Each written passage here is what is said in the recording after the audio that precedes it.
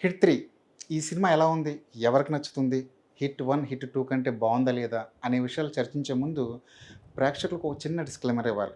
అలా మొదలైంది, అష్టాచెమ్మ, భలే భలే మగాడివే లాంటి సినిమాలు చూసి నానిని ఇష్టపడిన వాళ్ళు, నాని అంటే ఇలానే ఉంటాడు, నాని ఇలాంటి సినిమాలే చేయాలి అనుకునేవాళ్ళు, నానిని ఇంకా పక్కింటి అబ్బాయి లాంటి పాత్రల్లోనే చూడాలనుకునేవాళ్ళు, దయచేసి ఈ సినిమా ఆడుతున్న థియేటర్లకు కాస్త దూరంగా ఉండండి. ఎందుకంటే మీరిష్టపడే నాని ఈ సినిమాలో ఒక్క ఫ్రేమ్‌లో కూడా కనిపించడు.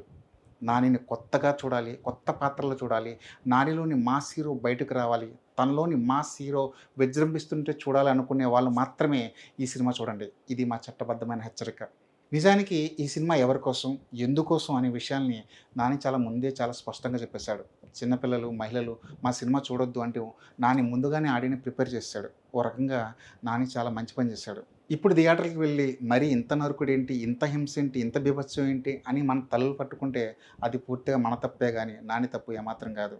అసలు ఇంతకీ ఈ సినిమా ఎవరికి నచ్చుతుంది? ఇప్పుడు ఈ పాయింట్‌కొద్దాం. యాక్షన్ సినిమాలు ఇష్టపడే వాళ్ళకు, హాలీవుడ్ తరహా ఇన్వెస్టిగేషన్ థ్రిల్లర్ సినిమాలు ఇష్టపడే వాళ్ళకు హిట్ 3 ఒక మంచి ఆప్షన్.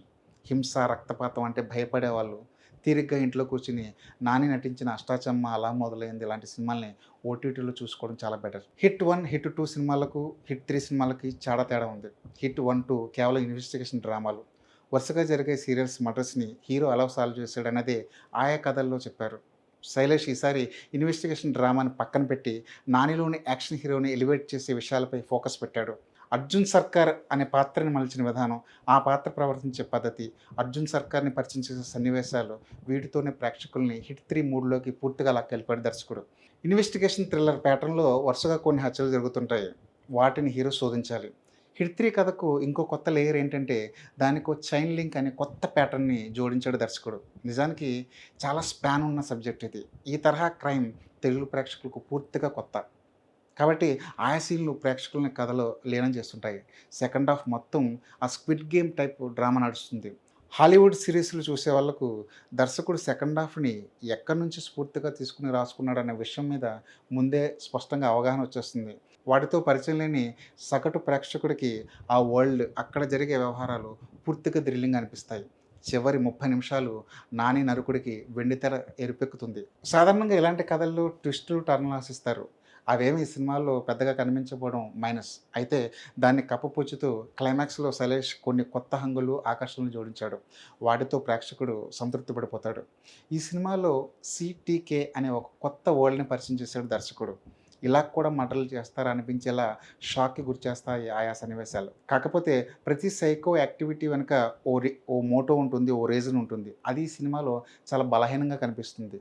స్వేచ్ఛ కోసం చేస్తున్నాం అని చెప్పుకోవడం ఏమాత్రం సరిపడని వ్యవహారం. 'అర్జున్ సర్కార్' ఎంత బలంగా ఉన్నాడో, తనని ఎదుర్కొనే విలన్ అంత బలహీనంగా కనిపించాడు. ఇవన్నీ ఈ సినిమాలో కనిపించే ప్రధానమైన లోపాలు.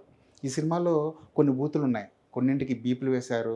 కొన్ని అలానే వదిలేశారు. మేమేదో 'శంకరాభరణం' లాంటి సినిమా తీస్తున్నాం అని నాని ఎక్కడా చెప్పలేదు కాబట్టి, ఇలాంటి సినిమాని ఆశించి జనాలు థియేటర్‌లో అడుగుపెట్టలేదు కాబట్టి, అవన్నీ మనం భరించాల్సిందే.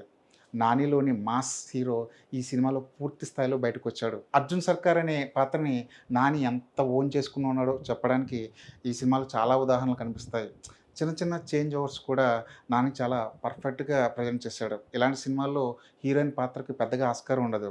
ఫస్ట్ హాఫ్‌లో హీరోయిన్ చూసినప్పుడు అసలు ఈ సినిమాలో హీరోయిన్ క్యారెక్టర్ ఎందుకు అవసరమా అనిపిస్తుంది. కానీ సెకండ్ హాఫ్‌లో ఆ పాత్రని సైతం కథలోకి లాక్కొచ్చాడు దర్శకుడు. విలన్ క్యారెక్టర్ విషయంలో దర్శకుడు చాలా తప్పు చేశాడనిపిస్తుంది. టెక్నికల్‌గా రికార్డింగ్ బీజీఎమ్స్ అదిరిపోయాయి. కెమెరా వర్క్ అయితే టాప్ నాచ్‌లో ఉందని చెప్పుకోవాలి. 'స్క్విడ్ గేమ్' తరహాలో తీర్చిదిద్దిన ఆ యాక్షన్ సీన్స్ చాలా బాగా కుదిరాయి. హింస, రక్తపాతం అంత జరుగుతున్నా మరీ ఓవర్ ద బోర్డ్ అనిపించదు. 'హిట్' అనే ఫ్రాంచైజీని దర్శకుడు శైలేష్ చాలా బాగా వాడుకుంటున్నాడు. 'హిట్ 4'కి కూడా మంచి బేస్ వేసుకున్నాడు. ఇకపై 'హిట్' ఫ్రాంచైజీ ఇలాగే కొనసాగే అవకాశాలు పుష్కలంగా ఉన్నాయి. మొత్తంగా నానిలోని మాస్ యాక్షన్ హీరోని పూర్తిగా బయటకు లాక్కొచ్చిన సినిమా ఇది. యాక్షన్ సినిమాలు బాగా ఇష్టపడే ఈ తరం కుర్రకారికి హిట్ 3 ఈ వారం మంచి ఆప్షన్. లేదండి ఇంత యాక్షన్ చూడలేం, నానిని ఇలాంటి పాత్రల్లో అస్సలు చూడలేం అనుకునే వాళ్ళు మాత్రం ఇంటి పట్టునే ఉంటూ అష్టాచమ్మా చూసుకోవచ్చు. వీలైతే అదే ఆట ఆడుకోవచ్చు.